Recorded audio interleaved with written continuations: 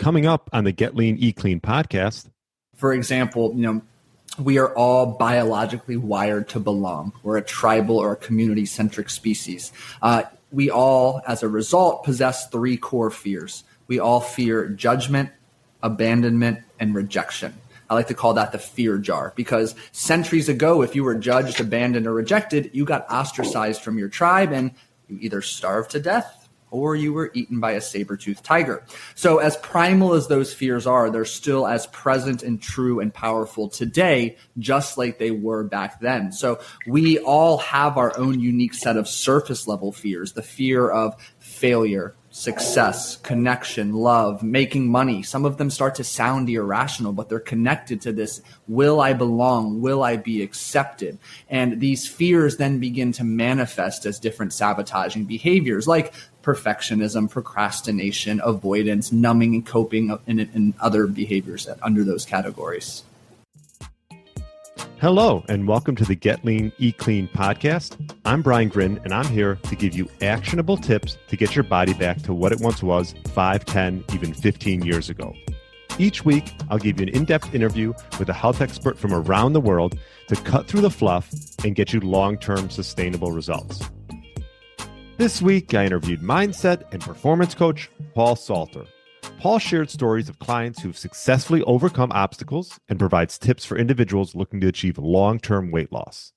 We also discussed the challenges of navigating an overabundance of information when it comes to our health, along with the importance of community and belonging, the power of word choice, the role of hypnotherapy, and his one tip to get your body back to what it once was. Really enjoyed my interview with Paul. I know you will too. Thanks so much for listening and enjoy the show. All right. Welcome to the Get Lean, Eat Clean podcast. My name is Brian Grin and I have Paul Salter on. Welcome to the show. Thank you so much, Brian. I appreciate the opportunity to be here. Yeah. Thanks for coming on. Mindset performance coach, podcast host. How long have you been coaching for? I've been coaching for 15 years, which sounds crazy to say out loud. Goes by fast, doesn't it? It absolutely does, but I wouldn't have it any other way. Yeah, it's fun. And I'm jealous you're in Tampa right now, right? Getting some warm weather down there. It's perfect time of year here. High of about 80 today. Can't beat it.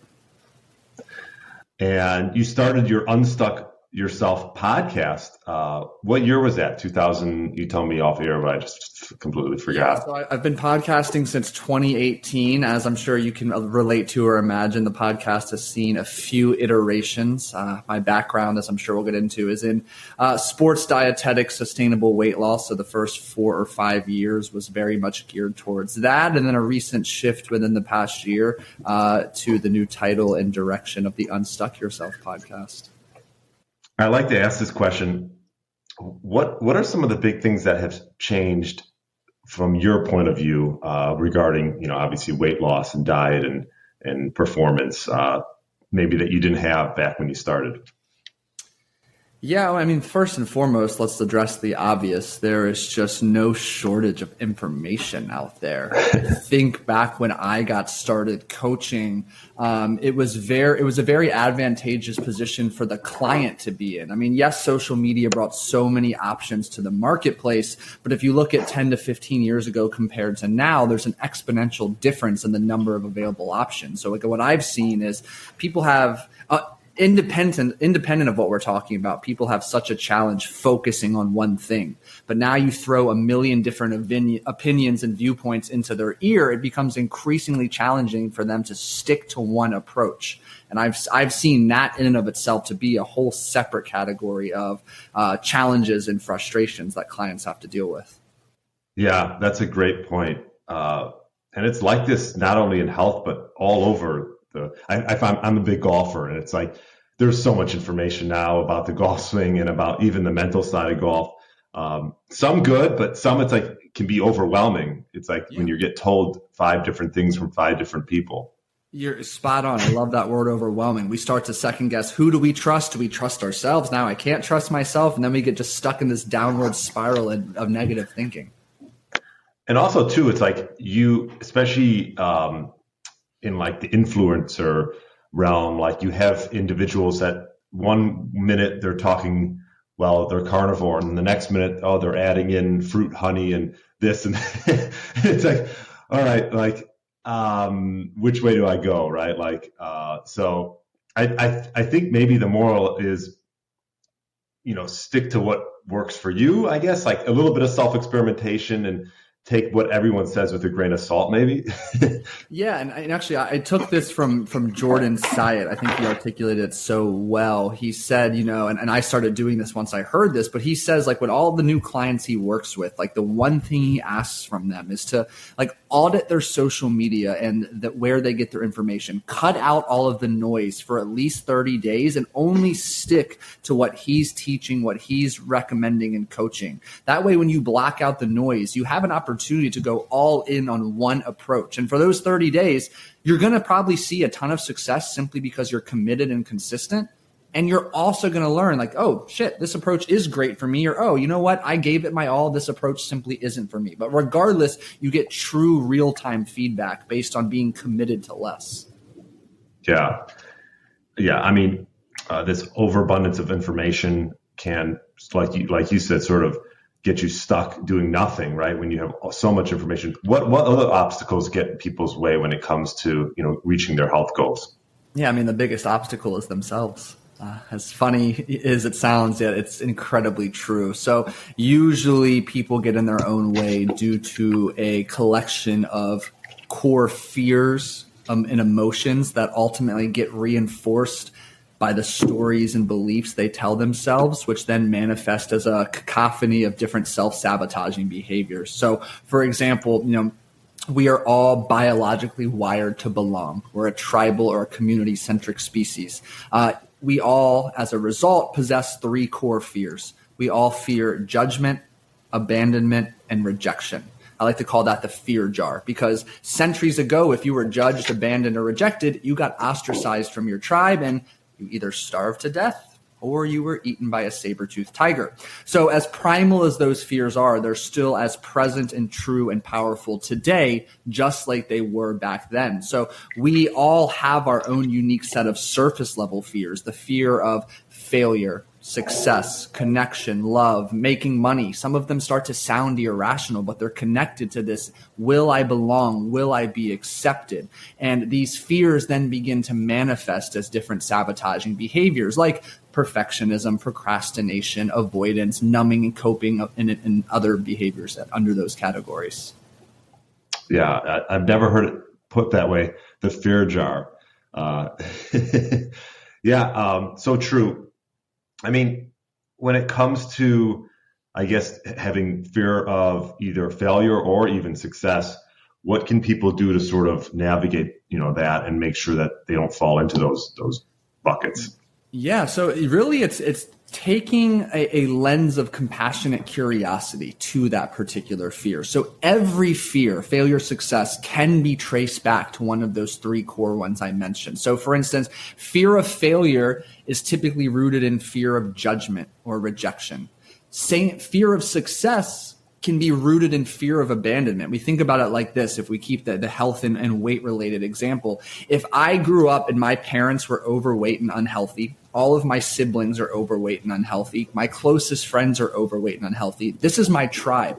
As I start taking actions to get healthy, to obtain a healthy, normal weight I feel good about, I'm creating distance between my tribe and me. I'm starting to feel the threat of potentially being abandoned. If how I bond with my tribe is happy hour every Thursday and Friday, eating a bunch of fried food or fast food, and I start doing something different, there's an unconscious risk, an unconscious threat that I might be ostracized. So it's easy early on to take those two steps out of my comfort zone. But the further I get, the more resistance I begin to experience. And our subconscious has one goal: keep us safe, keep us alive. And that will start to manifest as sabotaging behaviors to bring me back into my comfort zone. So I feel that sense of belonging and acceptance with my tribe. Yeah, that is such a great point. I mean, community is huge, and feeling like accepted. Like, I think what made CrossFit so popular was the fact that there was that community, and you had a bunch of like-minded individuals trying to achieve these goals and these daily WODs that they do. what would you say to someone that is maybe in sort of a community that's not maybe serving them, but they don't want to necessarily abandon that? So it's a really great point. I think, I've evolved in my life just as you are, just continuing to get better and better. And I have found that there have been multiple communities that haven't served me. And I remember these distinct periods of time where the thought of leaving left me feeling isolated, alone, perhaps kind of hopeless at times. And the message I would relay is there is always a community for who you are and who you want to become. It may not feel like that in the moment. The thought of leaving your community may be one of the most scary or terrifying thoughts and feelings in the world.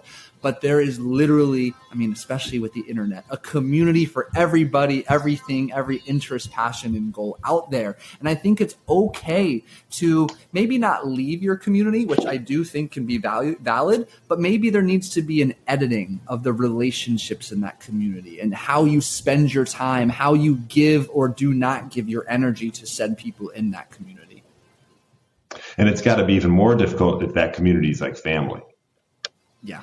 And that's why I like the word edit, because there are some people in your community for familial or blood related reasons you can't get rid of per se. I guess you could, let's be honest, yes, you could just leave that, but it's probably not in your best interest, but it is in your best interest to edit the relationship, how much energy you give with them, how much time you spend with them, what you do or do not share with them. That can go a long way in protecting your energy, your inner peace. Yeah. And I noticed that you recently did a podcast. Well, maybe it wasn't too recent, or maybe a month or two ago. You talked about like word choice matters. I thought that was an interesting topic, and the power of intentional word choice to unlock your full potential. Because I think there's a self-sabotage with the way we choose our words, whether it's to ourselves or outwardly to other people. What maybe give us a synopsis of that and how people can sort of use words that can help help them achieve what they want to get to.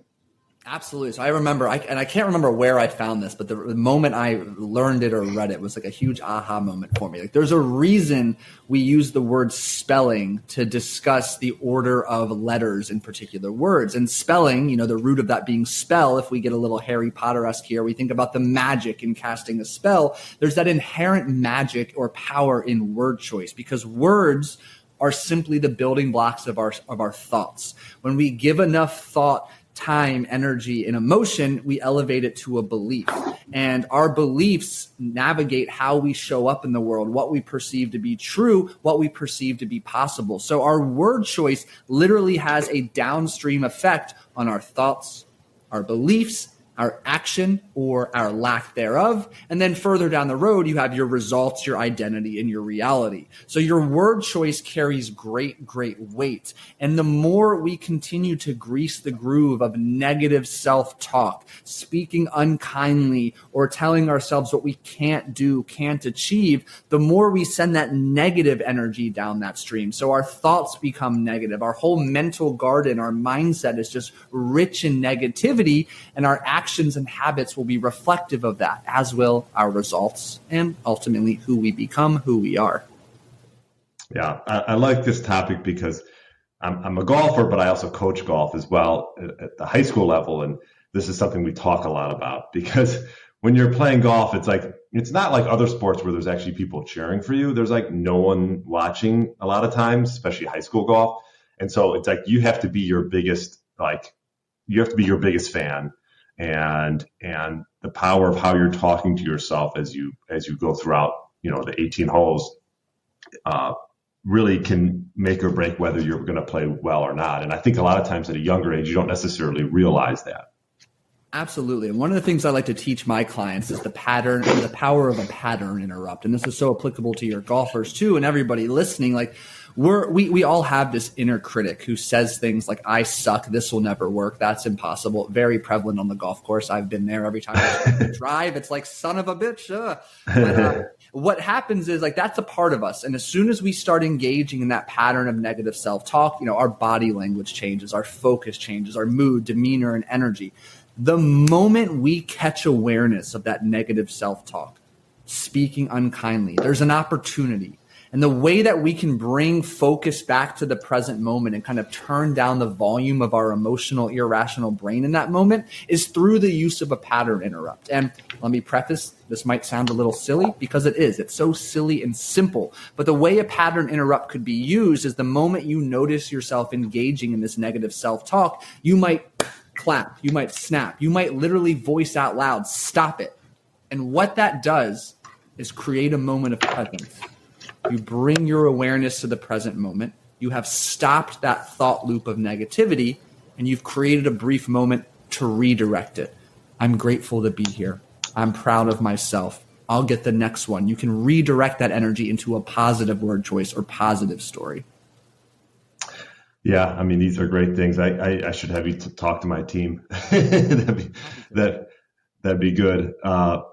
I'm curious, like this whole topic of sort of getting out of your own way. Is this something that, like you, something that happened in your life that made you want to go down this road and start helping people with this?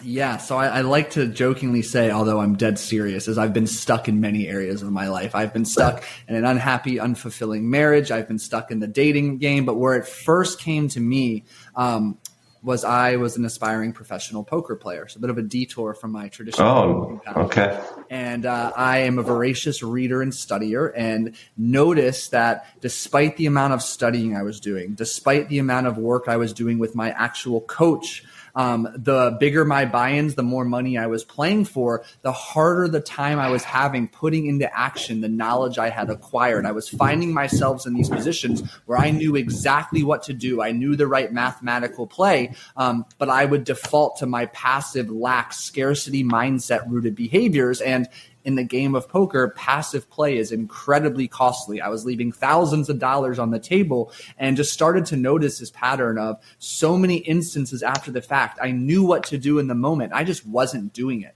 And I finally got the courage to say, you know what, I need help. I don't know what I'm doing. So I hired my first mindset and performance coach, and she helped me uncover the collection of what we like to call detrimental mindset programs that were running in the background. And she helped me have tremendous success on the poker table, but more importantly in my professional and my personal life.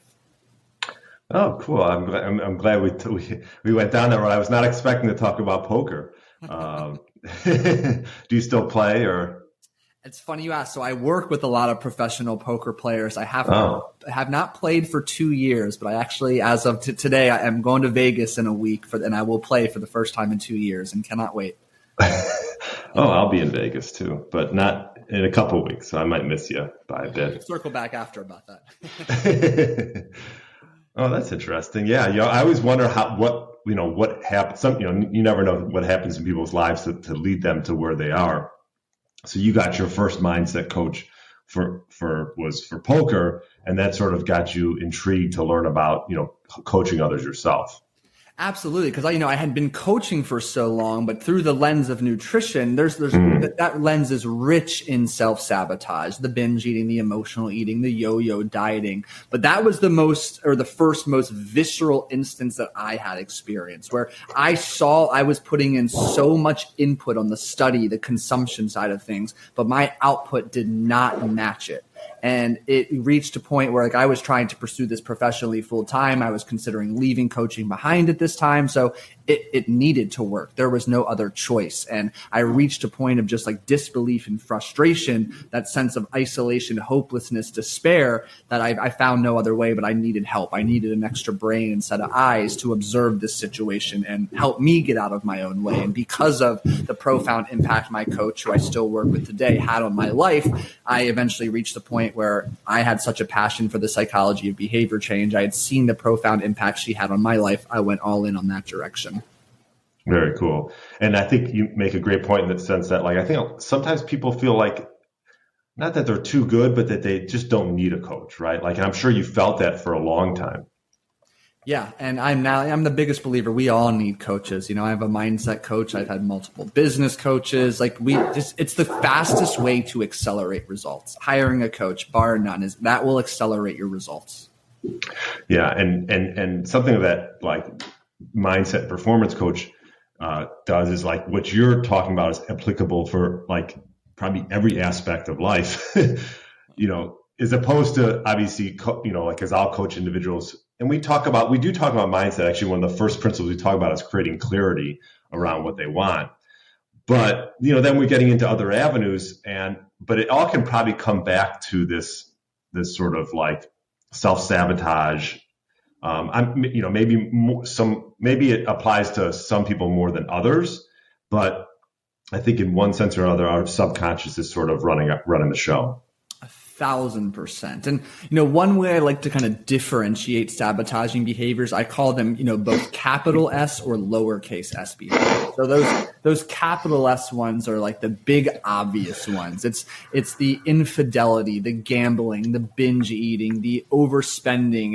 It's all of those and the addiction is another big one across all multiple realms. So those are the ones that anybody would look at you and be like, no shit, you're getting in your own way. Like you're doing X, Y, and Z. But the sneaky under the radar ones are those lowercase s sabotaging behaviors. That's hitting the snooze button, skipping a workout, missing meal prep. It's holding on to grudges and not letting go and forgiving someone. It's making excuses, lying to yourself or to someone else. It's those one-offs in the moment that don't seem like a big deal that accumulate to pack a nasty punch of keeping you stuck in this perpetual cycle of sabotage. Yeah, it's like they can create sort of the snowball effect, right? 100%. How can you apply this to maybe helping individuals with weight loss? And I know this is a topic that we could probably talk a lot about, and there's probably many ways maybe to get to the end goal. But what would you say some high level tips would be for individuals who have been sort of yo-yo dieting and they're just looking for something that's sustainable and will help them with long-term weight loss? Yeah, it's a fantastic question. And the first step is get clear on what is the most prominent self-sabotaging behavior keeping you stuck. For some people, if we go through the nutrition lens, it's not meal prepping, it's the binge eating or it's emotional eating. From an exercise standpoint, it might be skipping workouts or half-assing workouts. So get clear on what your sabotaging behavior is. Like the number one behavior that if we knock that domino down, you're going to get a positive ripple effect everywhere in your life. So when you identify that behavior, and let's just use the example of binge eating, for instance, we want to start to paint a picture. Like, when is this behavior taking place? Why is it taking place? Start getting in touch with the situational aspects, the emotions that are present. Is it due to boredom, stress, anger, sadness? Because what we're ultimately able to do is if we start top level, we have our behavior here. And for those of you who can't see me, I'm just moving my hands downward like we're going to a base of a triangle. But we have the behavior. Underneath that behavior is a collection of beliefs or stories you're telling yourself. You want to get clear on these. Why and how are you trying to justify the behavior? Or what emotion is the behavior satisfying? Because underneath the sabotaging behavior, the story, and the emotion is typically a lack of something. And what I mean by that is we all have these core needs that are more pronounced in childhood. This need to be seen, heard, validated, to feel connection, acceptance, love, and belonging. And typically, when we don't have one of our needs met, our subconscious has orchestrated a pattern of behavior to increase the likelihood that this need has been met, or we can at least numb the emotion that's a result. So with binge eating, maybe you have a core need of not feeling lovable, not feeling a sense of connection. And the emotion that comes with that, the grief, the sadness, is so unbearable. You have learned to self-soothe through this pattern of binge eating. It numbs you. It helps you dissociate. So you want to start understanding the tangible X's and O's of the behavior, what purpose it serves, how it's trying to help you, as funny as that may sound. And when you have that, through that process, you're going to get a lot of clarity, a lot of awareness. And I'll pause in a moment. From there, one of the things I do in these situations is, I'm a credentialed hypnotherapist. So I'll use hypnosis to ultimately help you go back and uncover the origin of this behavior, when it came to be, why it came to be, what purpose it served, how it came to be. So we can ultimately look to uncover it, unlearn it, and then ultimately work to upgrade it so it now works for you rather than against you. Oh, well said. And you mentioned hypnotists. When did you start doing that, and how did you? What made you want to implement that into your practice? So that was the primary modality that my mindset and performance coach used. It was wicked effective in my life, like I mentioned. So I spent all last year attaining my credential as a certified hypnotherapist, started and still continue to train under two of the top mindset and performance coaches in the world who use hypnosis as their primary change modality. And I absolutely love it. That's great. Wow. And what would you say, once someone dives into and creates, like we talked about a little bit, creates clarity, understanding what sort of those underlying themes that's sort of holding them back. Do you find that once they get to that point, taking action and sort of reversing whatever habits they've had, it's that much easier? It's definitely easier, but I'd be remiss if I didn't also admit that sometimes gaining that awareness and clarity can be paralyzing. It can be scary because it is so uncomfortable. When you start to get to the reason of why you do certain things, and you start to recognize maybe how much was missing in your childhood, for example, or you recognize that the behaviors that you engage in now were protective behaviors out of traumatic situations, that can almost put a sense of paralysis in any further action. And it's a very normal physiological response. When we're overwhelmed with emotion, we get locked in that fight, flight, or paralysis response. So here we're just stuck. We're literally stuck. And that's where having a coach to help guide you create a safe space for support, accountability, and change can be the difference maker. Mm. Do you have any, I know people like to relate the stories. Is there any stories of either clients or people that that you sort of, helped get out of this paralysis or this place of being stuck?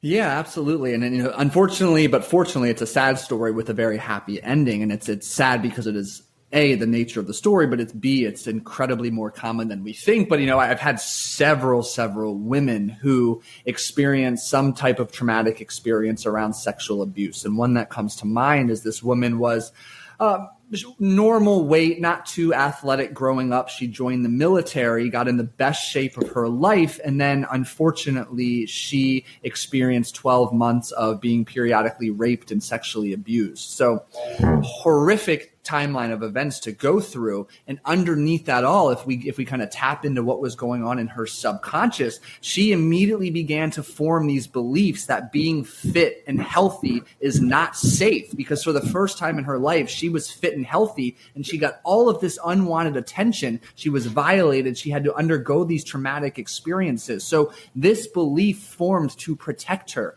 She shortly after that left the military, put on over 40 pounds in about a 6-month period of time, and for the next couple of decades struggled with binge eating and yo-yo dieting. It wasn't until we started working together where she finally had the aha and dot connecting moment, like, oh my gosh, this is when the binge eating started. This is when the real struggle with my weight began. And through some wonderful healing work and some consistency, learning, practicing grace, compassion, and growing from this, we were able to get her to a place where, after about 12 months, she was down nearly 40 pounds, keeping it off with ease, no formal dieting, just small changes to her lifestyle that added up in a really powerful, positive way.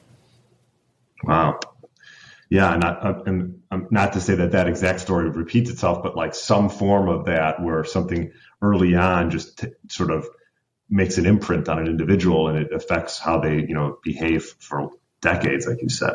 Yeah, and another just quick one, I have a woman as well who her dad and her were like this all growing up. Every weekend they used to bake cakes together and go deliver them to the local church, deliver them to community and friends. Her dad passed away at the age of 12. What do you think the one food she struggled binging with for the next 4 decades was? It was cake. It was a way of emotionally connecting with her dad, nostalgic, bringing her back to that moment. And same thing, once we were able to see that, unlearn that, start putting in some upgraded strategies to help her feel that love and connection again, it's been almost a year. She hasn't binged since. The wild, our subconscious behaves in ways always trying to protect us. And once we're able to identify how and where these protective behaviors came to be, we have a wonderful opportunity to unlearn them and upgrade them. Mm-hmm. And so what would you say, like, if you were going to pinpoint, like, what would you say that one of the biggest obstacles that people run into when it comes to getting where they want to go? I mean, we talk about sort of how you can self-sabotage subconsciously from things that have happened in the past. What would you say some of the big things that you run across that really just over and over just keep taking people away from where they want to get to? People are afraid to change.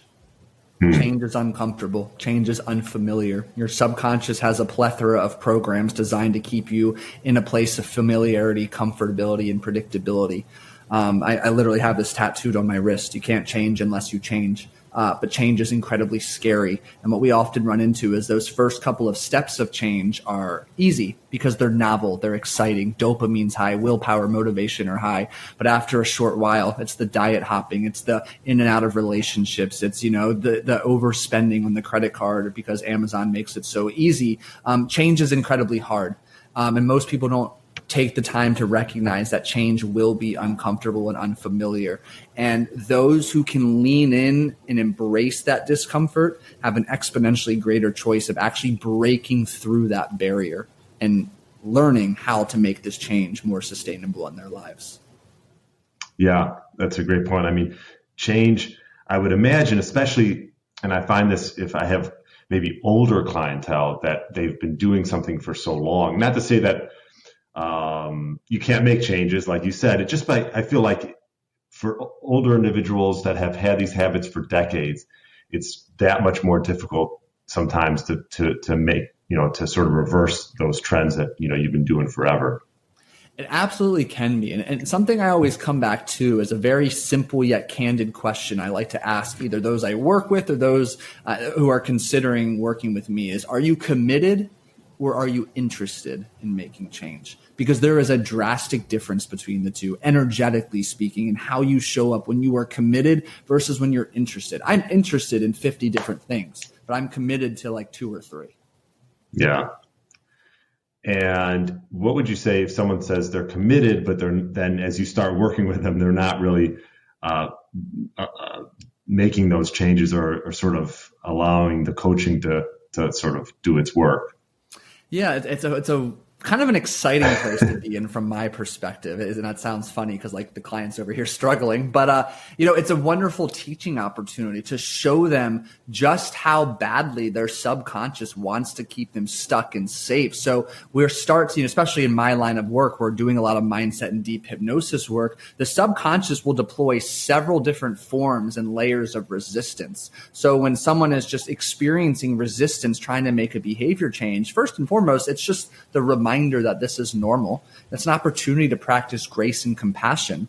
But the resistance is not a reason to give up. It is a part of the journey. It's part of the ascension into the next best version of themselves. So a lot of teaching opportunity comes, a lot of dot connecting awareness moments are created to show them like, look, you've been here before. This is a familiar pattern. You experience resistance A, B, or C, and you want to regress to all you've ever known, back to that cocoon of safety. This is why this resistance is there. This is when it's presented itself. And right now you have a choice. You can give into the resistance or you can embrace it and break through it.